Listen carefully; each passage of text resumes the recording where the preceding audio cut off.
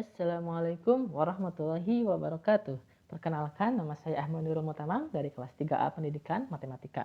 Di sini saya akan membahas mengenai reaksi redoks. Namun sebelumnya pribadi mohon maaf apabila dalam penyampaian materinya kurang kreatif karena pribadi belum memiliki laptop sehingga hanya menggunakan handphone saja.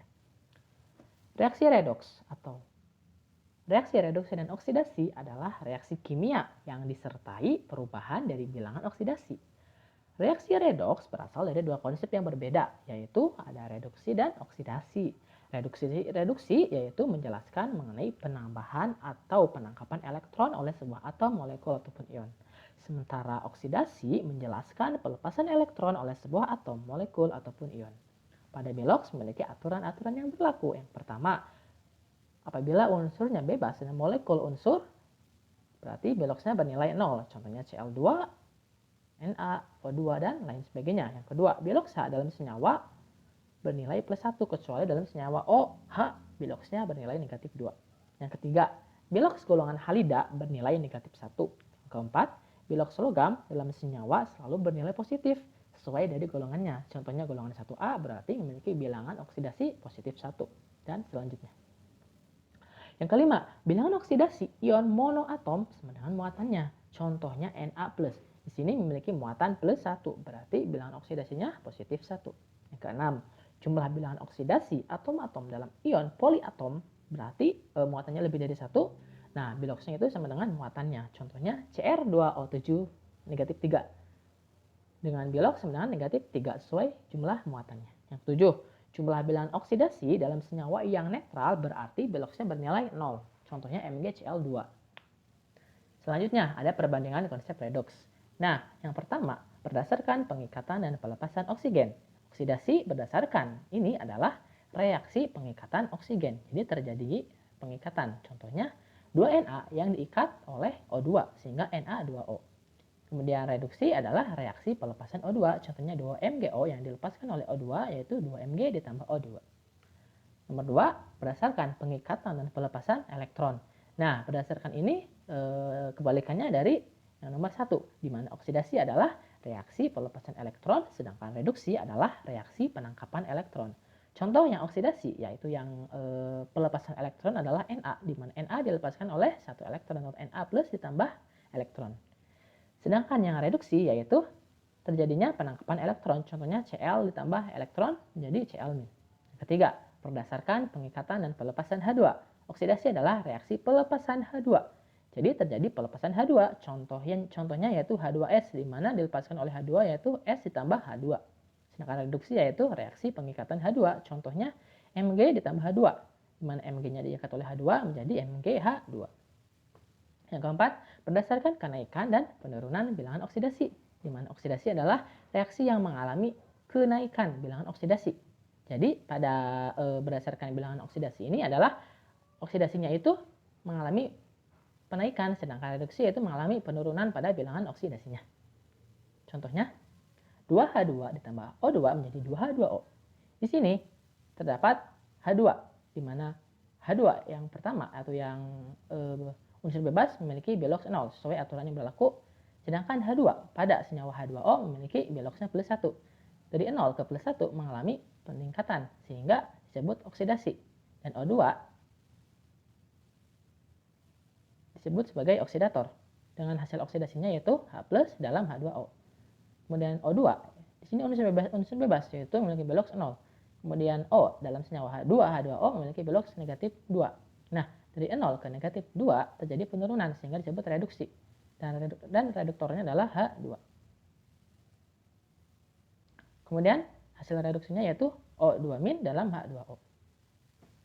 Nah, macam-macam reaksi redoks. Yang pertama yaitu ada disproporsionasi atau autoredoks, di mana di sini terjadi reaksi redoks yang reduktor dan oksidatornya merupakan zat yang sama.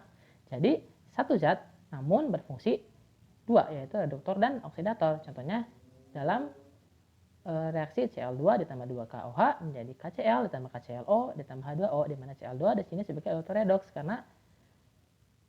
karena sebagai reduktor dan oksidator. Kemudian yang nomor 2 yaitu komproporsionasi. Nah, komproporsionasi adalah reaksi redoks yang hasil reduksi dan hasil oksidasinya merupakan zat yang sama. Contohnya C ditambah O2 menjadi CO2, di mana CO2 dihasilkan dari zat yang sama yaitu C dan O2. Nah, penyetaraan reaksi redoks. Terdapat dua macam metode untuk menyetarakan reaksi redoks.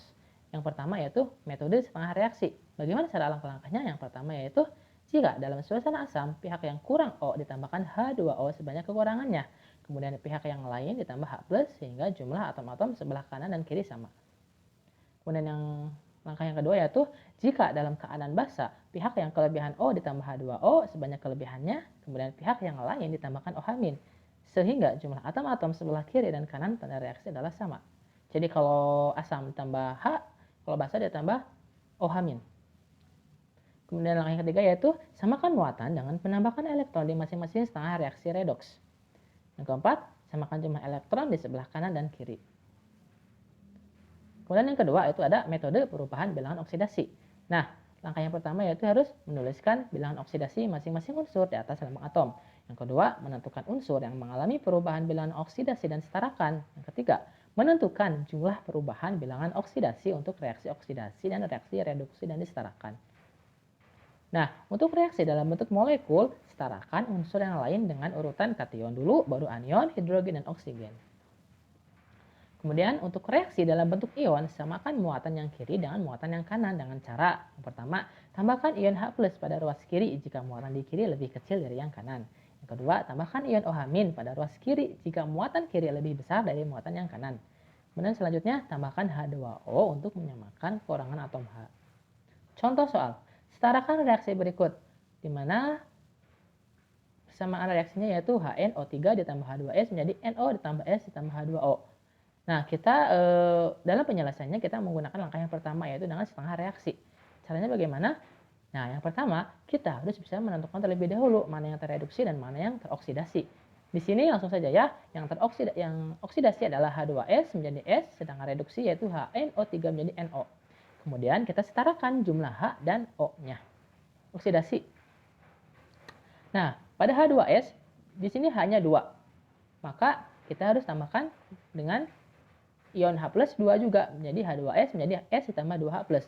Kemudian yang reduksi juga HNO3 ditambah 3H+. Menjadi NO ditambah 2H, 2O+. Nah, kemudian kita setarakan muatan dengan menambahkan elektron di masing-masing oksidasi dan reduksi. Pada yang oksidasi, kita ditambahkan 2 elektron, sedangkan pada yang reduksi kita tambahkan 3 elektron. Kemudian, kita substitusikan oksidasi dan reduksi yang tadi sekaligus meniadakan muatannya. Nah, masing-masing pada oksidasi dikali 3, pada yang reduksi dikali 2. Sehingga masing-masing elektron pada oksidasi berjumlah 6 dan reduksi juga berjumlah 6. Sehingga bisa kita coret. Sehingga hasil reaksinya menjadi 3H2S ditambah 2HNO3 ditambah 6H+ ditambah 6 elektron menjadi 3S ditambah 6H+ ditambah 6 elektron ditambah 2NO dan ditambah 4H2O. Nah, ini 6 elektronnya bisa kita coret sehingga dapat disederhanakan menjadi 3H2S ditambah 2HNO3 menjadi 3S ditambah 2NO ditambah 4H2O. Sekian dan terima kasih. Mohon maaf apabila banyak kekurangan dan kesalahan. Assalamualaikum warahmatullahi wabarakatuh.